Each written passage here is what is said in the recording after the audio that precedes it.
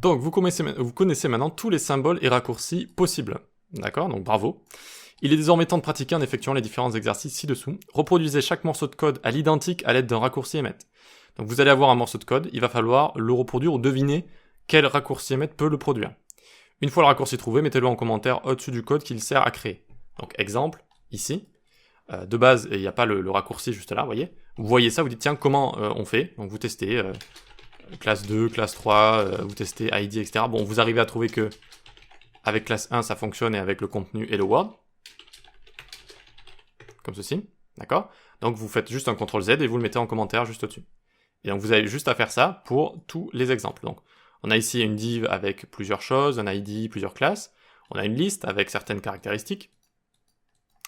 On a une structure complète classique. Là ça commence à se corser un petit peu, d'accord?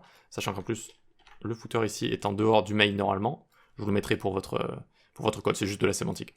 Ok, un header complet là avec navigation et H1. Une fenêtre modale, une navbar responsive ici. Voilà, donc vous avez du pain sur la planche.